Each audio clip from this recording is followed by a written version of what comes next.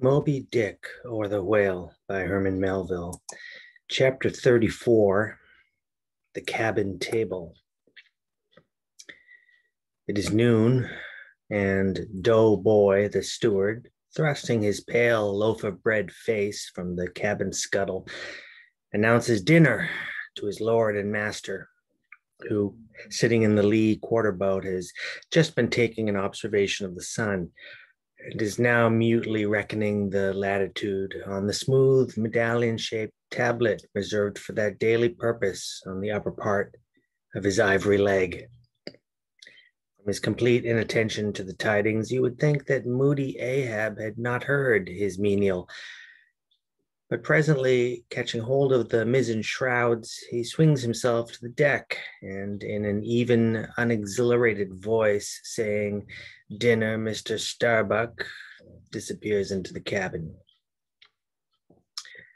When the last echo of his sultan's step has died away, and Starbuck, the first emir, has every reason to suppose that he is seated, then Starbuck rouses from his quietude, takes a few turns along the planks, and after a grave peep into the binnacle, says with some touch of pleasantness, "Dinner, Mr. Stubb," and descends the scuttle.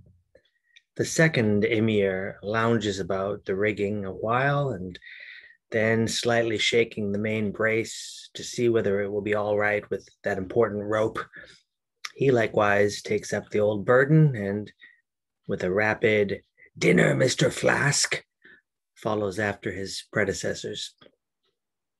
But the third emir, now seeing himself all alone on the quarterdeck, seems to feel relieved from some curious restraint, for, tipping all sorts of knowing winks in all sorts of directions, he strikes into a sharp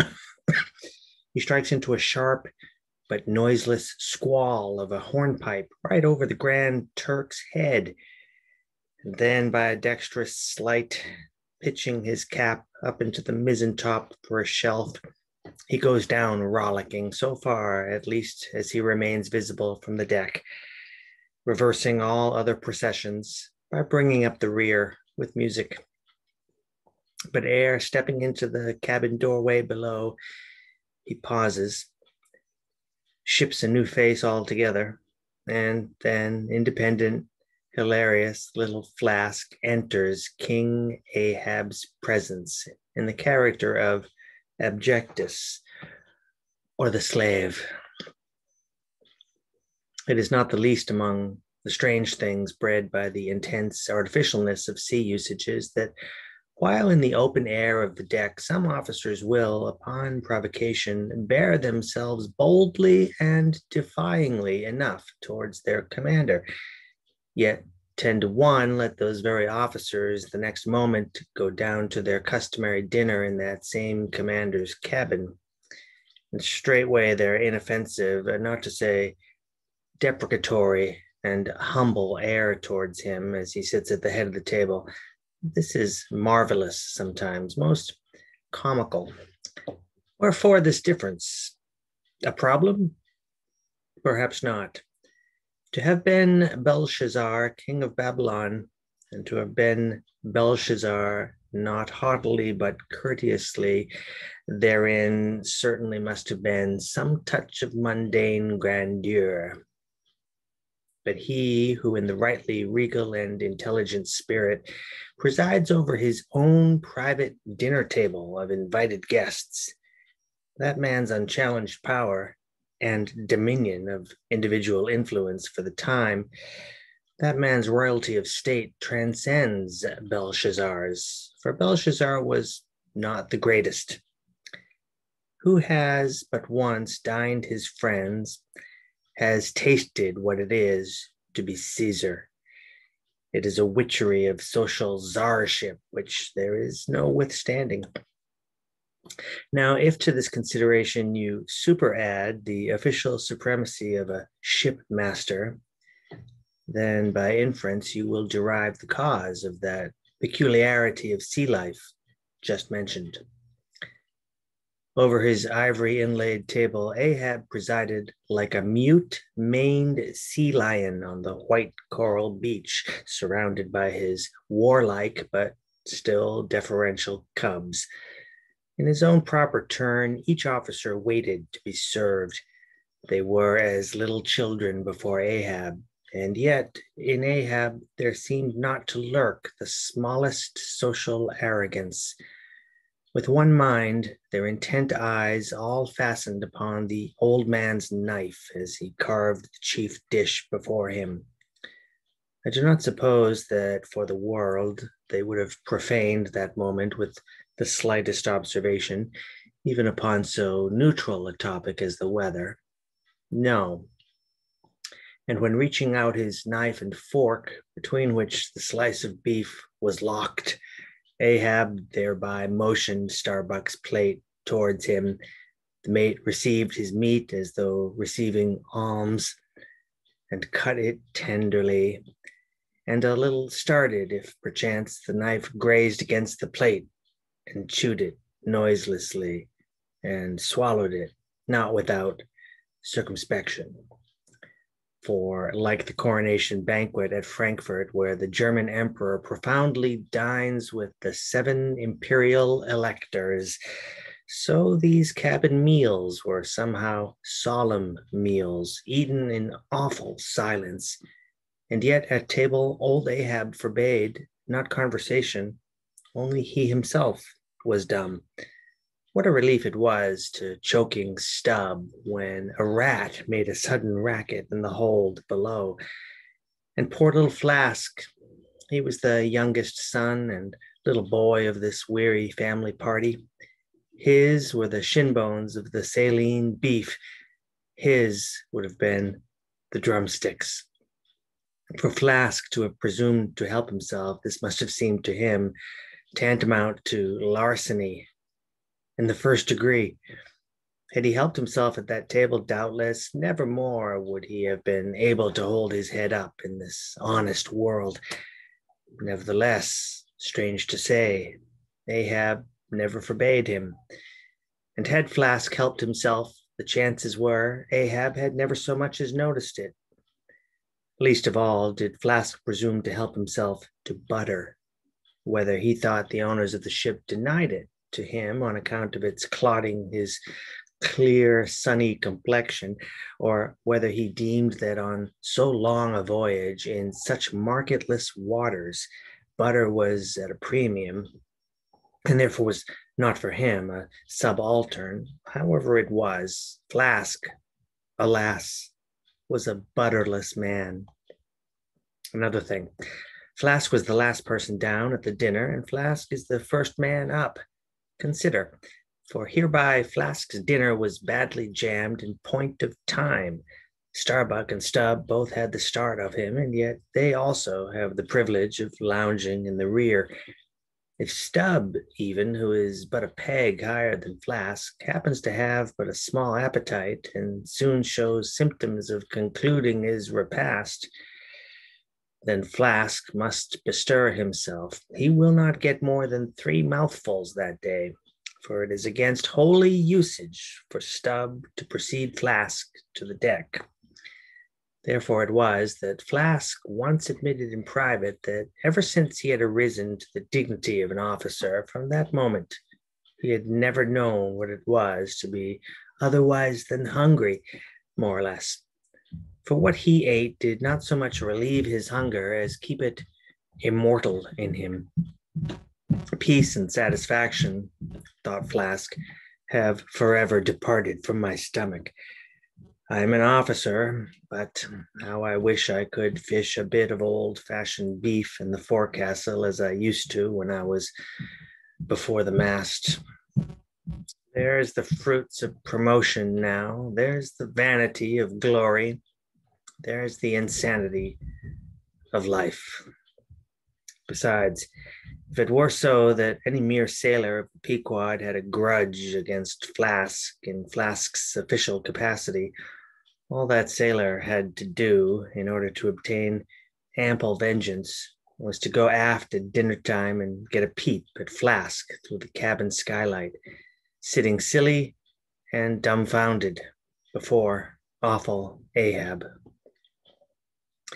Now, Ahab and his three mates formed what may be called the first table in the Pequod's cabin.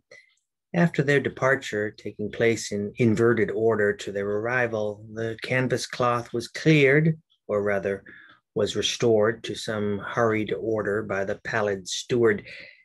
And then the three harpooneers were bidden to the feast, they being its residuary legatees.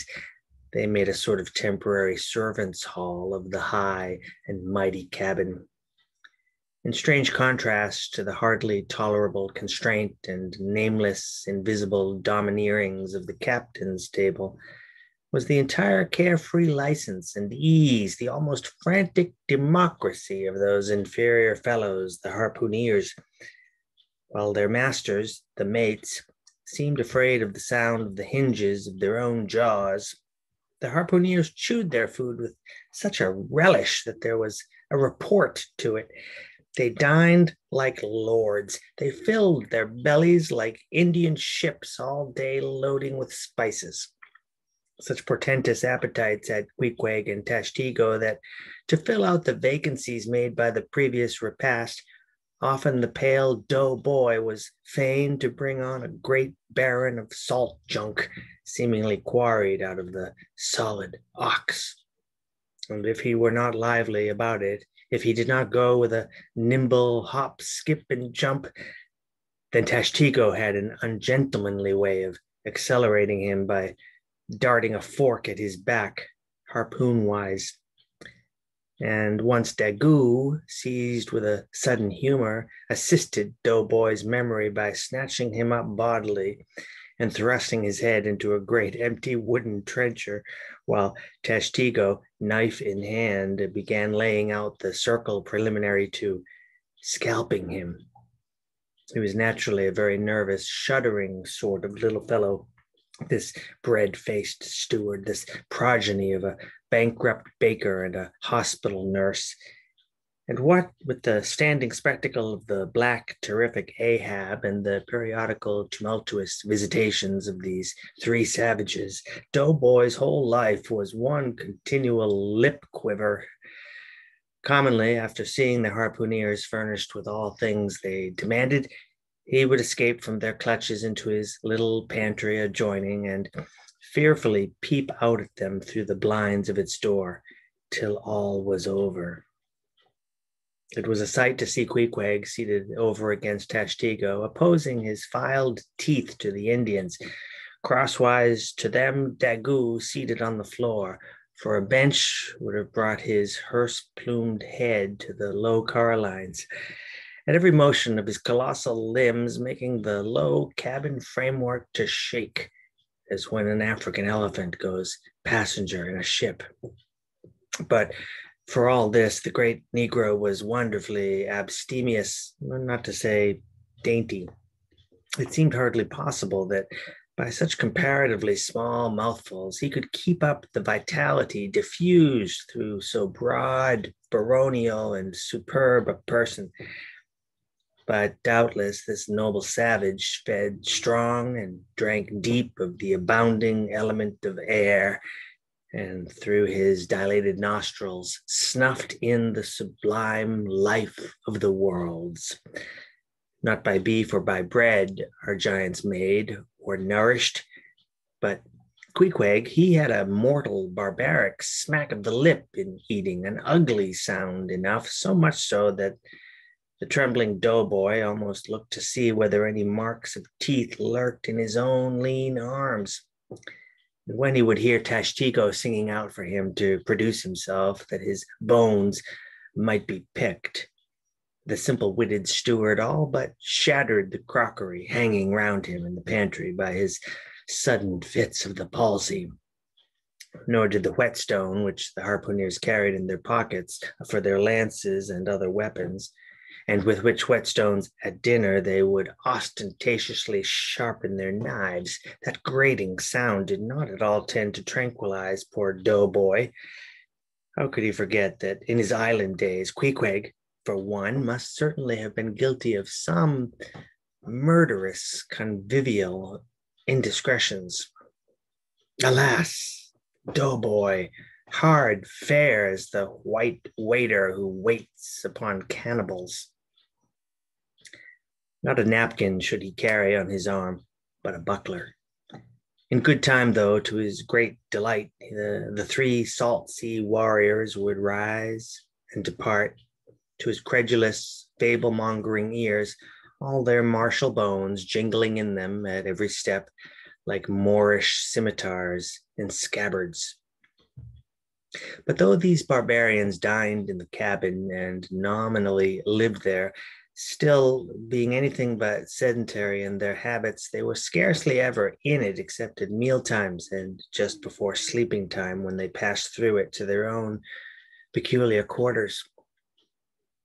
In this one matter, Ahab seemed no exception to most American whale captains, who, as a set, rather inclined to the opinion that by rights the ship's cabin belongs to them, and that it is by courtesy alone that anybody else is at any time permitted there, so that in real truth the mates and harpooneers of the Pequod might more properly be said to have lived out of the cabin than in it. For when they did enter it, it was something as a street door enters a house, turning inwards for a moment, only to be turned out the next, and as a permanent thing residing in the open air. Nor did they lose much hereby. In the cabin was no companionship. Socially, Ahab was inaccessible. Though nominally included in the census of Christendom, he was still an alien to it. He lived in the world as the last of the grizzly bears lived in settled Missouri, and as when spring and summer had departed, that wild Logan of the woods, burying himself in the hollow of a tree, lived out the winter there, sucking his own paws. So in his inclement, howling old age, Ahab's soul, shut up in the caved trunk of his body, there fed upon the sullen paws of its gloom.